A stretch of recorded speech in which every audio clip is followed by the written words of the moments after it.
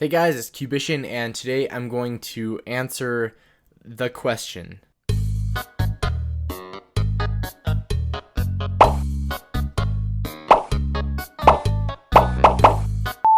No, I don't.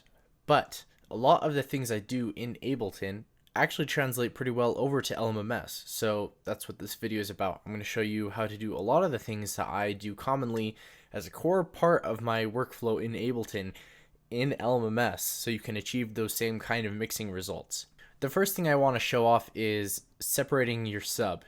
Now this is an important part of mixing bass, as a lot of the different times that you're working with a bass, it will either get drowned out by the rest of the mix, or you'll find that if you turn it up too much so that it comes out on top of the mix, it ends up drowning everything out, including your bass drum, and nothing seems to work. You try and sidechain it and it's too much, you sidechain it too little and it gets muddy. It's just a mess. So separating your sub actually fixes this issue pretty much completely. Now here we have a bass here,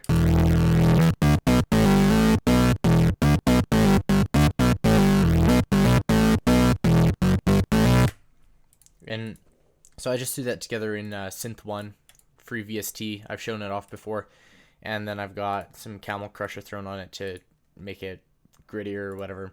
But you can tell it's like a full bass. Now separating the sub basically means taking out the fundamental frequency and separating that into a separate instrument that you can mix separately from the texture of the bass. I'm not sure what the actual technical term is for it, but it's basically just the texture, so I'm going to call it that. So if we go over here, I've already duplicated it, and this is just a basic sine wave, and you can hear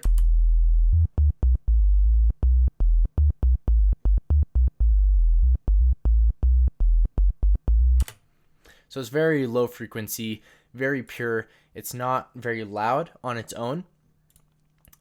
Now what you'll do then is you'll take your texture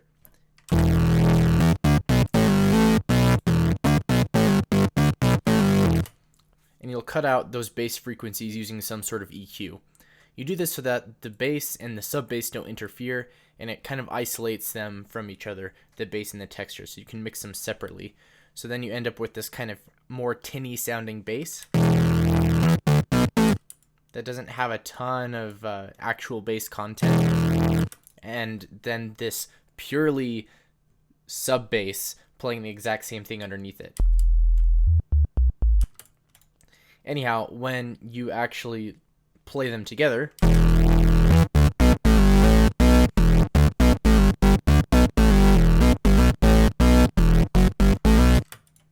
it actually doesn't sound all that different from the initial state where it was just the one bass on its own. So it doesn't hurt your sound too much, but it allows a huge degree of mixing freedom, which I'll show later when I go over the different sidechaining tactics that I use. Now the same thing can be done in LMMS. You just have some triple oscillator that's playing a sine wave, and then you add whatever bass you want on top of it. I'm just gonna throw something in here. Anyway, just a weird thing.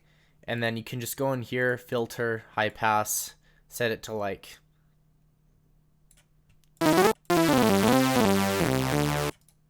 and then you can just copy and paste the music information between them.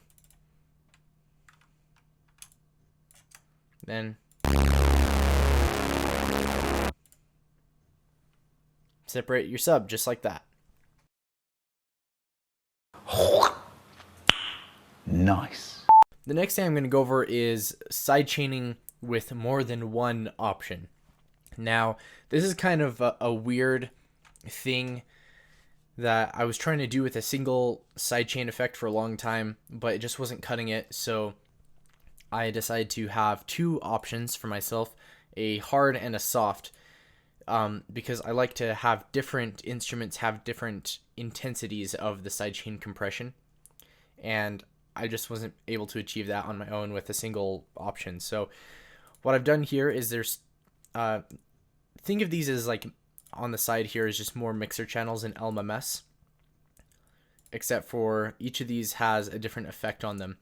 And they're both compressors, and they're both set up to sidechain to this ghost kick, which is actually just a bongo, but it's muted. So this concept of the ghost kick is actually what I want to get at first. This allows you another degree of control over the sidechain. And what this does is that it allows you to activate or not activate the sidechain independent from when the actual audible kick drum is playing. See, this is muted, so it actually makes no noise, but it's still being routed to the sidechain, and as you can see, it's still affecting the sound.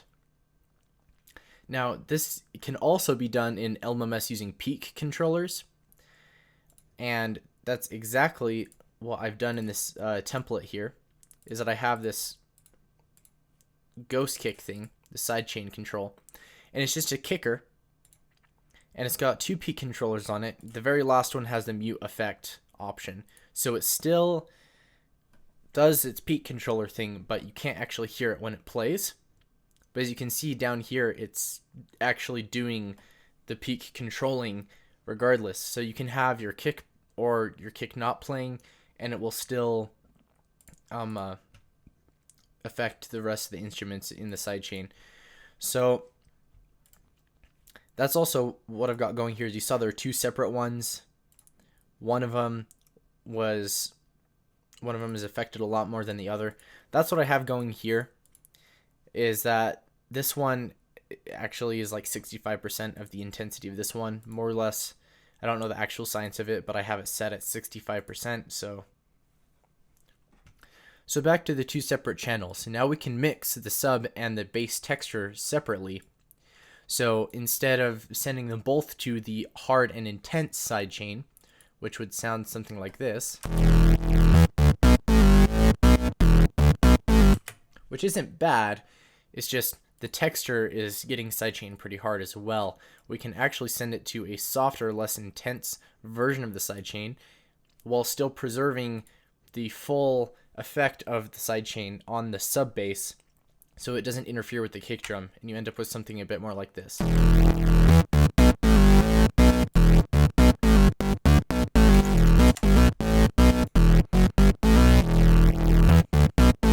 So they're both sidechained, but the different aspects of them are sidechained separately.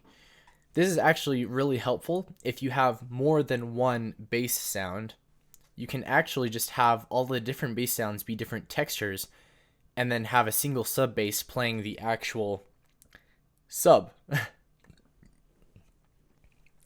And it completely frees up mixing issues when you're working with multiple basses, because all of the low frequency information is contained in the one sub bass instrument, where everything else is already high passed and they don't interfere with each other. So it's really helpful in that sense. So now I'll hop over to LMMS and show how I did the two separate sidechains. So first, you want to have that ghost kick, and then you can just create two different peak controllers. And the first one, you don't have to have these in order, but you can copy these settings more or less here. You want to make sure absolute value is on, and the mute effect is off, because if you do that, the second peak controller won't actually receive any information. It will not function. So the second peak controller, you want mute effect on for sure, and we set these both to the different sidechain amounts you want. Create two different sidechain effect channels here, and then just do the same, connect to controller. I have a video on that. I'll put a card in the top or whatever if you need a refresher on using the peak controller for sidechain compression in LMMS, and then you're good to go. And you can see same effect, more or less. The last and final thing I want to go over in this video is a reverb channel. So when I was first making music, if I wanted reverb on an instrument, I would put reverb on the instrument, and it would eat up my CPU like crazy. And I found that there's a better way to do this, and it also makes your track sound a little bit more consistent. If you just create another return or effects track, call it reverb, what you can do is you can just throw a reverb on there. And then if you want a sound to have reverb, you just route a little bit of it to the reverb.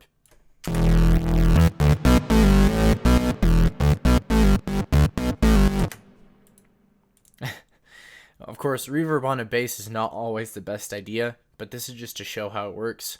So something to keep in mind is that when you're creating these send channels like this for other effects that aren't compression, you usually want the dry wet to be 100%, because you're already getting the raw sound from the instrument itself. So you want this to be just the effect. Now, so we're left with something like this.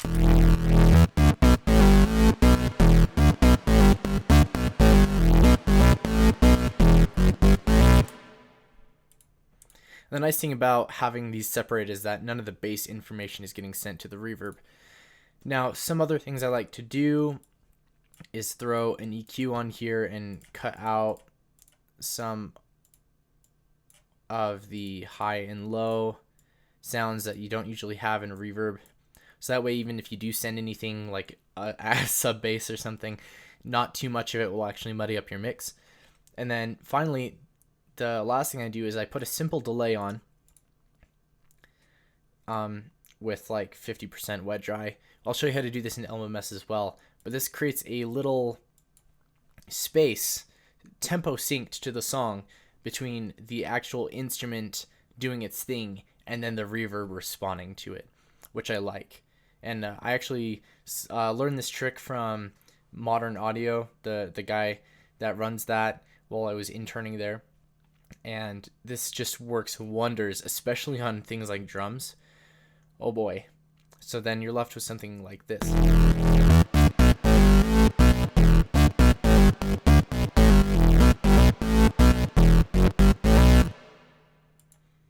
Anyway, that sounds kind of hollow. I haven't really touched the default reverb preset, but that's besides the point. Now, what I actually do is I have the reverb get sent to the sidechain as well. So the reverb itself is completely sidechained.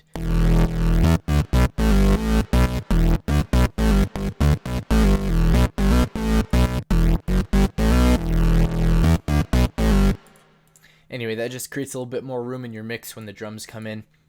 It makes your reverb a bit quieter, but that can usually be remedied by just upping the gain or how much you send or whatever.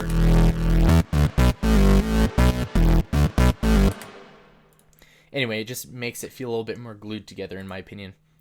So moving over to LMMS, as you can see, I've got this reverb send here.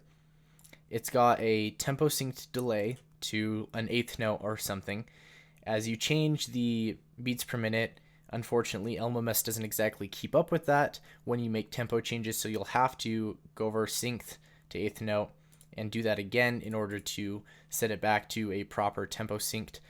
And then I just have this simple reverb thing, and then a couple filters to cut out unwanted frequencies, and then it's routed to the sidechain channels, as you can see here. And so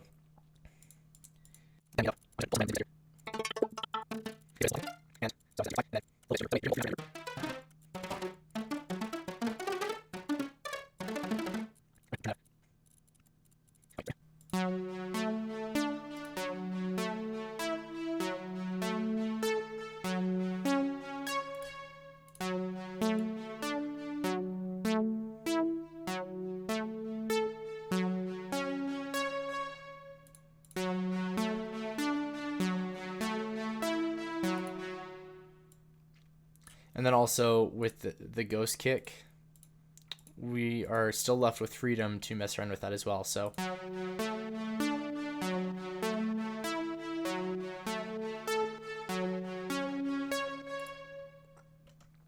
anyway, so I feel like there's just a lot better way to control reverb and other effects like that, echo, and also just free up room in your mix. So nice. I know this video has been a little bit all over the place and kind of jumbled, but this this preset right here, this project template with all of these effects and the ghost kick and the sub bass already set up for you is up on the LMMS sharing platform as a project file, which I'll link in the description, and that's free to download. And yeah.